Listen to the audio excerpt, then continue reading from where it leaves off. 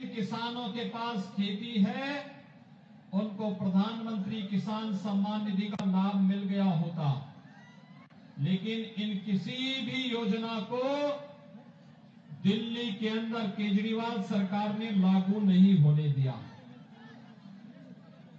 मैं इस सभा में 6 बजे आने के लिए तैयार था, लेकिन इतना जाम और जाम का कारण क्या? शाहीन बाग।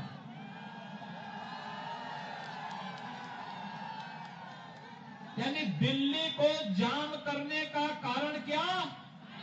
शाहीन बाग।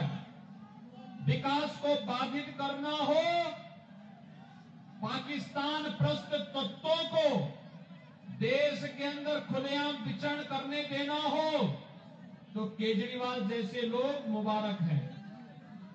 लेकिन अगर विकास, सुशासन और राष्ट्रवाद के अभियान को आगे बढ़ाना है तो मोदी जी के नेतृत्व में भारतीय जनता पार्टी की सरकार ही यह काम कर सकती है, और मोदी जी ने यही देश के अंदर करके दिखाया है। भाइयों बहनों, आपने देखा होगा मोदी जी के नेतृत्व की भारतीय जनता पार्टी की केंद्र की सरकार ने पहले 5 वर्ष में 2 करोड़ गरीबों को एक आवास दिया, 10 करोड़ गरीबों को एक शौचालय उपलब्ध करवाया, 4 करोड़ गरीबों को निःशुल्क विद्युत कनेक्शन, 8 करोड़ गरीबों को रसोई गैस के निःशुल्क कनेक्शन,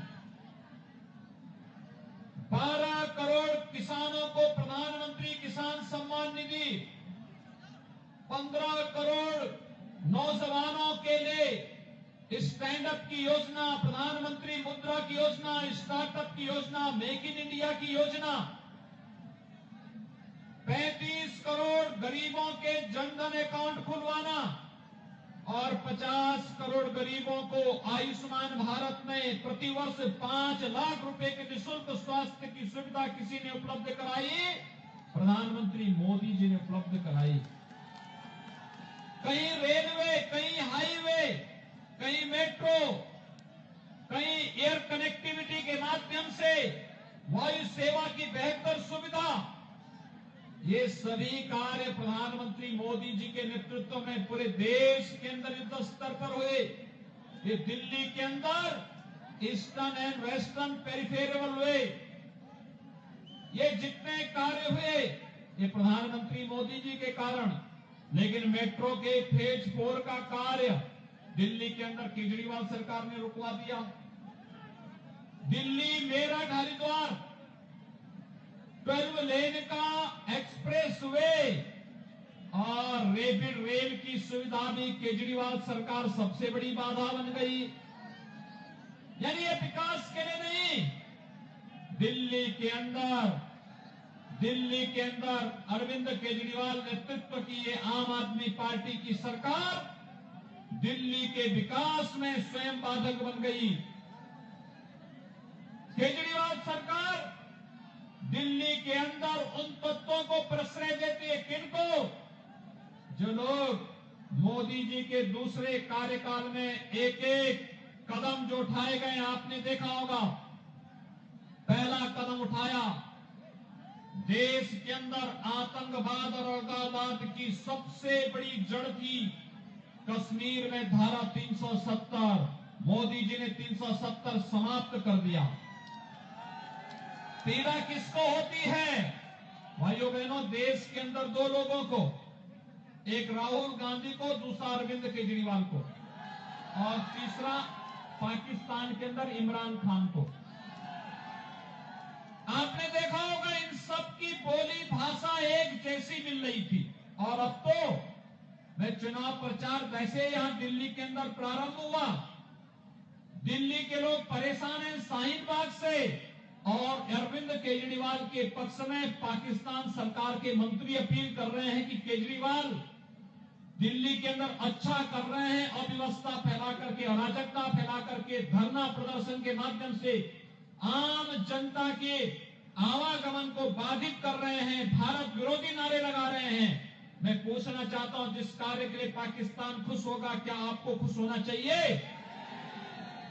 आखिर इन लोगों के पाकिस्तान से संबंध क्या है?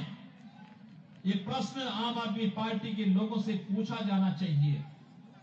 और भाइयों बहनों, मोदी जी का विरोध लोग इसीलिए कर रहे हैं क्योंकि मोदी जी के द्वारा देश के विकास के लिए कार्य किया जा रहा है। वैश्विक मंच पर भारत की प्रतिष्ठा दिलाई जा रही है। मोदी जी के नेतृत्व में गांव के लिए, गरीब के लिए, किसान के लिए, नौजवान के लिए, महिलाओं के लिए, समाज के प्रत्येक तबके के लिए नई नई योजनाएं बन रही हैं और वे योजनाएं इन लोगों तक न पहुंचे, इसके लिए इनके द्वारा एड़ी चोटी लगा करके देश के अंदर वातावरण खराब करने का प्रयास किया जा रहा है। मोदी जी ने दूसरा कदम दूसरी बार आने के बाद किया। सदियों से 3 तलाक की कुप्रथा से जो मुस्लिम बहनें परेशान थी, उनके सशक्तिकरण के लिए 3 तलाक की कुप्रथा के सदैव के रोक लगा दिया। तीसरा कदम, 500 वर्षों से जिस कार्य को कांग्रेस लटकाना चाहती थी, जिसके विरोध में सदैव अरविंद केजरीवाल एंड कंपनी लगातार कार्य करती थी। भाइयों बहनों, अयोध्या में भगवान श्री राम के भव्य मंदिर के निर्माण का मार्ग प्रशस्त हो, यह मोदी जी के आने के कारण संभव हो पाया।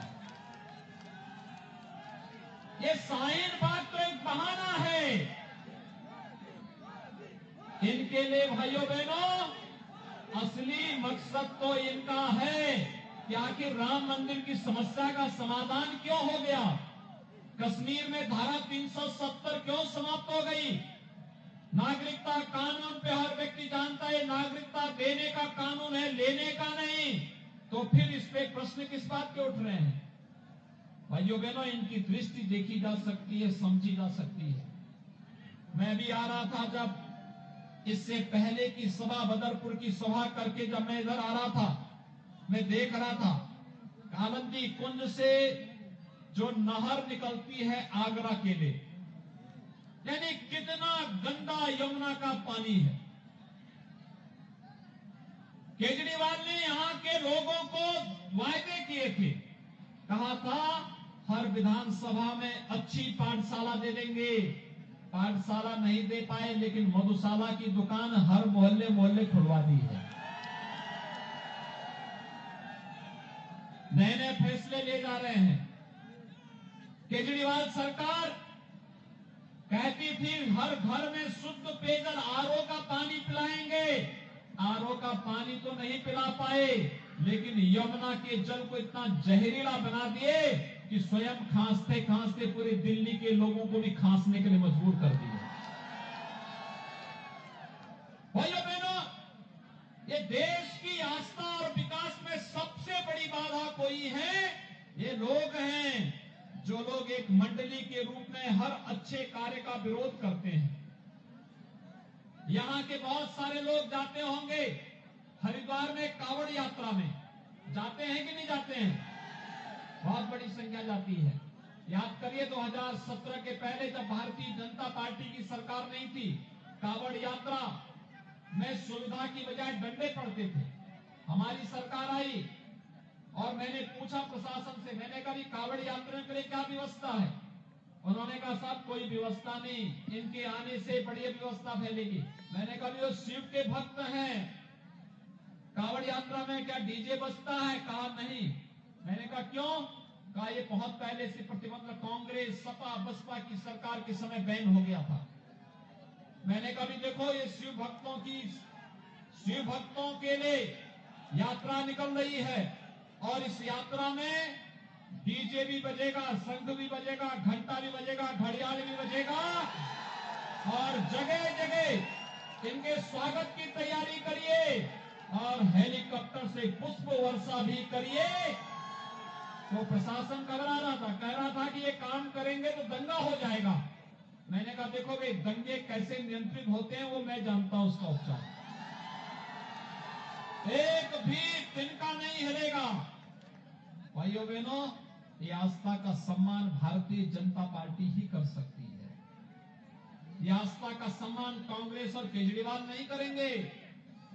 ये लोग तो देश के अंदर तबाही मचाने वाले तत्वों के समर्थन में भाषण कर रहे हैं। देश के टुकड़े टुकड़े करने के लिए जो लोग वकालत कर रहे हैं, उनके साथ इनके स्वर से स्वर मिलते हुए दिखाई दे रहे हैं। इनकी सहानुभूति दिल्ली की जनता को बुनियादी सुविधाएं देने पर नहीं, अनऑथराइज कॉलोनियों को ऑथराइज करने नहीं, अच्छी सड़क देने नहीं, लटकते हुए और झूलते हुए तारों से मुक्ति दिलाने के लिए नहीं, इनका उद्देश्य तो जामिया मिलिया के माध्यम से, जेएनयू के माध्यम से देश के खिलाफ षड्यंत्र करने वाले तत्वों के साथ खड़े होकर के अपनी राजनीति को उल्लू सीधा करना है। इनके लिए देश नहीं, दल महत्वपूर्ण है, सत्ता महत्वपूर्ण है। और यही कहने के लिए आज मैं आपके बीच आया हूं। दिल्ली के अंदर अगर भारतीय जनता पार्टी की सरकार होती तो भाइयों बहनों, ये 1731 कॉलोनियों में भी हर एक नागरिक को मकान मिला होता, शुद्ध पेयजल की सुविधा मिली होती, बिजली की उत्तम व्यवस्था मिली होती और प्रत्येक नागरिक के जीवन में खुशहाली ला करके यहाँ के नौजवानों को रोजगार की व्यापक संभावनाओं को आगे बढ़ाया गया होता। पब्लिक ट्रांसपोर्ट सिस्टम को और बेहतर बनाने की दिशा में कदम उठाया गया होता। लेकिन इन सब कार्यों में बाधक है वर्तमान में यहाँ पे आपके केजरीवाल नेतृत्व की आम आदमी पार्टी की सरकार। और इसलिए भाइयों बहनों, मैं आप सबसे अपील करने के लिए आया हूं। आपके लोकप्रिय सांसद श्री रमेश बिदुड़ी जी लगातार इस क्षेत्र की आवाज को देश की संसद में रखते हैं। लगातार अनऑथराइज कॉलोनियों के लिए उनके संघर्ष को हर व्यक्ति देखता है। यहाँ की जनता को बुनियादी सुविधाएं उपलब्ध कराने के लिए उनके द्वारा किए जा रहे संघर्ष आपके सामने हैं। और आज मैं आप सबसे ये अपील करने के लिए आया हूं। श्री विक्रम बिदुड़ी ने उनके साथ कदम से कदम मिला करके आंदोलन में सहभागी बन करके इस तुगलकाबाद क्षेत्र के विकास में अपना योगदान देना प्रारंभ किया। और आज आवश्यकता है एक जुझारू और युवा प्रत्याशी आपके बीच भारतीय जनता पार्टी ने दिया है। 8 फरवरी को भारतीय जनता पार्टी के चुनाव चिन्ह कमल के फूल पर विकास, सुशासन और राष्ट्रवाद के मुद्दे पर भारतीय जनता पार्टी के प्रत्याशी श्री विक्रम बिदुड़ी को भारी मतों से विजयी बनाने की अपील करने के लिए मैं विशेष रूप से आपके बीच आया हूं। आप सबसे अपील, भारतीय जनता पार्टी के प्रत्याशी को भारी मतों से विजयी बनाएं, यही आप सबसे अपील करते हुए वाणी को देता विराम। जय जय